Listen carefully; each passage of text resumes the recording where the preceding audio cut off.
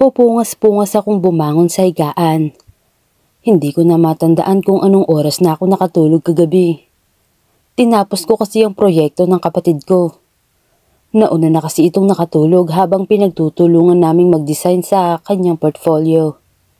Tinignan ko ang orasan sa bedside table na ikinanlaki ng mga mata ko.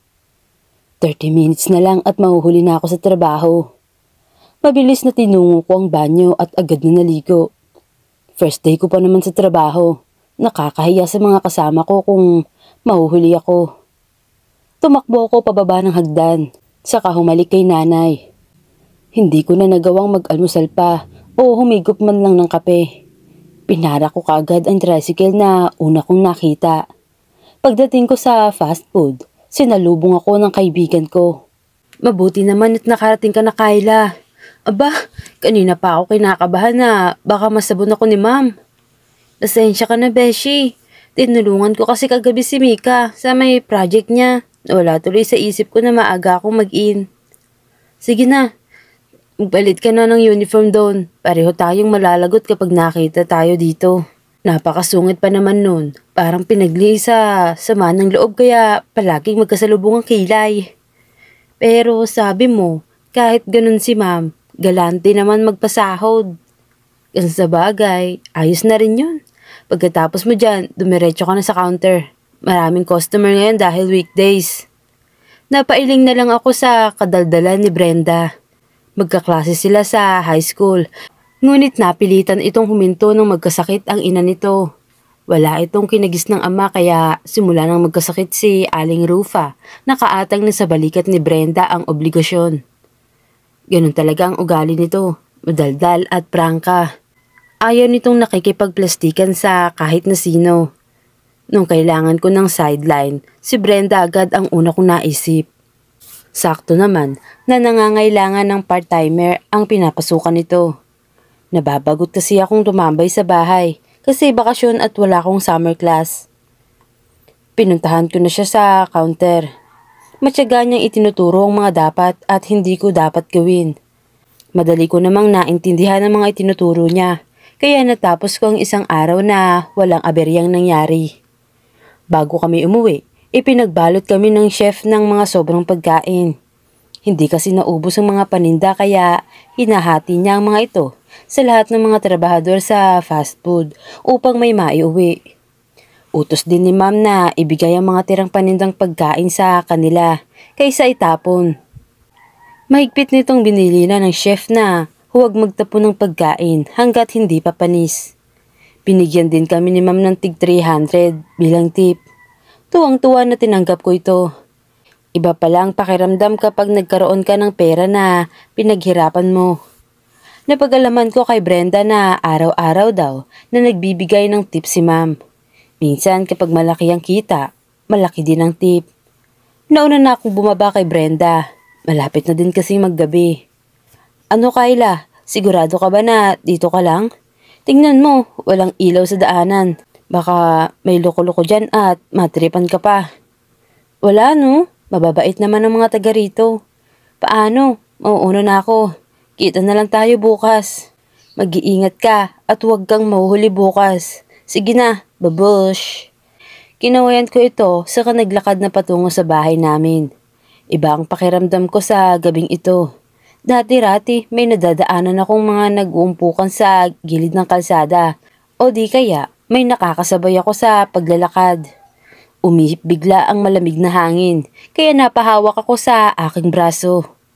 Patuloy lang ako sa paglalakad at inaaliw ang aking sarili sa pag-iisip ng magagandang pangyayari sa buhay ko. Natigilan ako nang makarinig ng kalabog. Nilingon ko ang abandonadong hospital na aking nadaanan. Doon, nagmula ang kalabog na aking narinig. Gamit ang cellphone, inilawan ko ito, ngunit puro kadiliman ang naaaninag ko. Binilisan ko na ang paglalakad nang maulinigan ko ang mga mahihinang kaluskos. Pakiwari ko rin ay may sumusunod sa akin. Natatakot akong lumingon. Panay ang dasal ko upang kahit paano ay maibsan ang aking takot. Nang malapit na ako sa amin, mga malalakas na pagaspas ng mga pakpak ang aking muling nadinig nang may huning parang uwak. Naanino ko na ang aming bahay kaya tumakbo na ako. Nagtaka pa sila mama kung bakit ko kinalampag ang pinto tapos namumutla pa ako. Pinakalma ko muna ang aking sarili saka ko'y kinuwento sa kanila ang nangyari. Ma, bakit po walang tao sa labasan? Tanong ko sa kanya nang mahimasmasan ako sa takot. Paano ba naman? Kasi may natagpo ang bangkay doon malapit sa bangketa. Kumalat na nga ang bali-balita na may aswang umano dyan sa lumang ospital. Naniniwala po kayo na aswang yun, Nay? Oo, kahit hindi pa ako nakakita. Naniniwala ako sa kanila. Teka, bakit mo nga pala naitanong? Kasi po ma, parang may sumusunod po sa akin kanina. Tapos nakarinig ako ng kalabog sa lumang hospital. Para din pong may sumusunod sa akin dahil may mga kaluskos sa likuran ko. Sa susunod, huwag ka nang magpapagabi sa pag-uwi. Imposible naman na may nakatira dyan. Kahit aswang, hindi titira sa lumang hospital na yan. Pag may lindol, tiyak na masisira na. Baka naman tinatakot mo lang yung sarili mo. Napailing na lang ako sa sinabi ni nanay. Umakyat ako sa hagdan, patungo sa silid ko. Inihiga ko ang pagod kong katawan hanggang hindi ko na namalayan na nakaidlip na pala ako. Pagkaraan ng ilang linggo ko sa trabaho, nasanay na rin ang katawan ko. Halos hindi ako makaramdam ng pagod kahit nandun ako sa fast food. Mas nakadama pa ako ng pagod kapag walang ginagawa. Abala ako sa pag-inventory ng may matandang babae ang umorder ng take-out na ulam. Napansin ko na walang kukurap-kurap itong nakatitig sa akin. Medyo naaasiwa ako sa uri ng kanyang pagtingin. Nais ko sanang itanong kung may problema ba. Pero ayaw kong masabihan na walang modo. Bago umalis ang matanda, muli niya akong tinignan na ikinakunot ng aking noo. Ineng, mag-iingat ka pag-uwi ah. Diretso lang ang lakad kahit anong marinig mo. Pagkatapos niyang sabihin yun, umalis na ito. Natigilan ako sa kanyang sinabi. Hindi ko maintindihan kung ano ang ibig nitong ipahiwatig. Huwag mo nang pasilin si Aling Pasing kung ano-ano talaga ang pinagsasabi niyan. Ani ni Kyla na narinig pa lang sinabi ng matanda. Nagkibit balikat na lang ako at nagpatuloy na sa trabaho. Nauna na ako kay Kyla sa pag-uwi dahil dadaan umano ito sa tiyahin upang sunduin ang ina nito. Pagbaba ko sa tricycle, nakasalubong ko ang dalawa kong pinsan na pasuray-suray. Sumabay na ako sa kanila pauwi. Habang naglalakad, bigla kong nakadama ng kilabot. Bumibigat din ang bawat hakbang na binitawan ko. Nagsimula na ring manayo ang mga balahibo ko sa batok hanggang papalapit kami sa lumang hospital. Umalulong ang mga aso na nagpadagdag ng kilabot na aking nadama. Bigla na lamang ang pagdaan ng isang malaking ibon na may malapad na pakpak. Nag-iwan ito ng malakas na hangin, dulot ng pagaspas nito. Tumigil kami sa paglalakad sa tapat mismo ng lumang hospital at pinakiramdaman ang paligid. Biglang napasinghap ang aking dalawang pinsan habang napapalunok ako ng laway. Nanginginig na rin ang buo kong katawan sa takot. Nagpalinga-linga kaming tatlo. Kuya Joe, umalis na tayo dito, natatakot na ako. Wika ko sa aking pinsan. Sumenyas lang ito na tumahimik. Mas lalo kong napasiksik sa kanila nang makarinig kami ng mahinang sitsit. Napalingon kami sa hospital. Namataan namin ang isang matandang babae na nakatayo sa bintana ng hospital. Akmang tatakbo kami palayo pero sa isang iglap, nasa harapan na namin ito. Nanlaki ang mga mata ko nang mapagmasda ng aswang. Sigurado ako na si Aling Pasing ang nasa harapan namin. Napasigaw kami nang magpalit ito ng anyo. Naging mapupula ang matalas na mga mata nito. Tapos magulo ang tila kay tigas na buhok nito. Nakangisi itong nakatingin sa amin kaya makikita ko ang nakalitaw na mga pangil ng aswang. Dinuro niya kami ng kanyang mahabang kuko. Pakiwari ko, biglang lumaki ang ulo ko dahil sa takot. Nais kong tumakbo palayo ngunit hindi ko kayang iwan ang dalawa kong pinsan. Biglang lumipad ang aswang sa kinaroroonan namin at binagit si Kuya Joe patungo sa loob ng ospital. Kumakawag ito habang sumisigaw ng saklolo. Noon lang din natauhan si Kuya Gary. Tila nawala ang kalasingan nito sa nasaksihan. Kuya, humingi muna tayo ng saklolo. Hindi natin kayang iligtas si Kuya Joe ng tayo lang. Hindi, baka mahuli tayo at malapa na ng aswang si Joe. Ikaw na lang ang humingi ng tulong. Balikan mo kami dito. Hindi pa man ako nakasagot ay tumakbo na kagad si Kuya. Papasok sa loob ng lumang hospital. Naiiyak na ako sa takot. Nagdadalawang isip din ako kung susundan sila o hihingi ako ng tulong. Sa huli, mas pinili ko ang una. Tumambad sa akin ang kadiliman. Pagpasok ko sa lumang hospital, kinuha ko ang cellphone sa bag, saka binuksan ang flashlight. Dahan-dahan akong naglakad papasok sa loob. Parang hinalukay ang aking sikmura nang malanghap ko ang napakasangsang at tila may nabubulok na bangkay. Butil-butil na ang pawis ko sa noo. Gayunpaman, pilit kong nilalabanan ng takot na lumukob sa buo kong katawan. Napaigtad pa ako nang makarinig ng mga kaluskos at mahihinang ungol na parang nasasaktan at nahihirapan. Pigil na pigil ko ang hininga habang umaakyat sa second floor ng hospital. Mahigpit akong kumapit sa gilid ng hagdan upang maalalayan ang nangangatog kong tuhod. Huminto ako nang marating ang isang sirang silid kung saan nagmula ang ungol. Pinatay ko ang flashlight upang hindi ako mapansin na kung sino man ang nandoon. Tanging ang sinag lang ng buwan ang tumatanglaw sa silid. May naaaninag akong 3 tao sa loob. Nanlaki ang mga mata ko nang maaninag ang 2 kong pinsan habang may isang napakapangit na nilalang na nakadipa at nilalantakan ang wakwak na tiyan ni Kuya Joe.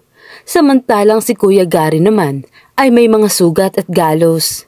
Nakasandal ito sa dingding at umiiyak na nakatunghay kay Kuya Joe. Nadilat ang mga mata na nakatunghay sa kanya kahit wala na itong buhay. Bumaling ito kay Kuya Gary at nag-uuyam na ngumisi ito sa kanya. Lumabas ako sa aking pinagtataguan ng akmang lalapain na sana nito si Kuya. Muli kong binuksan ang flashlight ng aking cellphone at itinutok ito sa aswang. Lakas loob kong hinamon ito kahit hindi ko alam kung saan ako humugot ng tapang upang labanan ito. Hoy aswang! Ako ang harapin mo at hindi ang walang kalaban-laban. Alam ko rin kung sino kang hinayupak kang aswang ka. Mabalasik na lumingon ito sa akin. Umatungal ito na waring nagpapahiwatig ng galit. Mabilis ang kanyang mga galaw na sumugod ang aswang sa kinaroroonan ko. Agad niya akong sinakmal habang tumulo ang malapot niyang laway sa mukha ko. Nandidiring inihampos ko sa mukha niya ang aking bag, ngunit hindi man lang ito nasaktan. Pinagkakalmot niya ako sa aking mukha, braso at pati sa aking leeg. Napaigik ako sa sakit na aking nadama. Malapit na rin ako mawala ng ulirat dahil sa higpit na kanyang pagkakasakal sa akin. Narinig ko ang paus na boses ni Kuya Gary na humihingi ng tulong. Hindi ko na malayan na nakalapit na pala ito sa may bintana kahit nahihirapan. Kinapa ko ang aking cellphone na nabitawan ko at muli hinampas ko ito sa halimaw. Kasunod nito ang marahas na paghinga. Sapo nito ang mukha na natamaan ng cellphone ko. Pinilit kong tumayo at pumunto sa kinaroroonan ni Kuya Gary. Sapo din nito ang tagiliran na may malalim din na sugat. Inalalayan ko siya patungo sa pinto, ngunit pwersahang nahablot ng aswang ang aking buhok kaya napasadsad kami sa may simento. Narinig ko ang pag-angil ng halimaw at agad na dinaganan ako. Bawat kalmot nito ay sinasalag ko sa aking braso. Sa sulok ng aking mga mata, nakita ko si Kuya Gary na kinuha ang map na nakalagay sa may gilid ng bintana.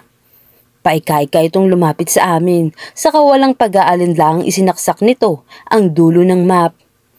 Muli itong umangil na tila nasasaktan hanggang sa humandusay ito sa sahig. Habol ang hininga, nagumapang ako patungo kay Kuya Gary. Tumabi ako sa kanya na nakasandal sa may dingding. Pinagmamasdan namin ng aswang na unti-unting napugutan ng hininga. Nilinga ko si Kuya Joe. Wala kang dibdib at wala na ang mga laman loob ng katawan nito. Nagmistulang kalansay na lang ang katawan ng kawawa kong pinsan. Hindi ko napigilan ang luhang lumalabas sa aking mata. Ganon din si Kuya Gary na sinisisi ang sarili sa nangyari. Kung sana nakinig ako nang nagyaya itong umuwi, di sana ito umabot ng ganito. Nakalaban sana kami sa aswang kung hindi lang kami lasing pareho. Tahan na kuya, wala namang may gusto sa nangyari at saka kung di dahil sa inyo, baka patay na rin ako ngayon. Namayani bigla sa amin ang nakakabinging katahimikan. Isang malalim na buntong hininga ang pinakwalan ko nang makarinig kami ng mga boses ng tao sa labas ng ospital. Lumapit ako sa may bintana at humingi ng tulong. Nakita ko si Mama kasama ang mga kapitbahay namin. Hindi magkamayaw sa pagsusuka si Mama nang makita ang sinapit ni Kuya Joe. Si Auntie naman ay napahagulgol. Dinala kaming dalawa ni Kuya Gary sa bahay. Nais sana ni Mama na sa hospital kami dalhin sa may bayan. Ngunit natatakot pa ako sa sinapit namin sa lumang hospital.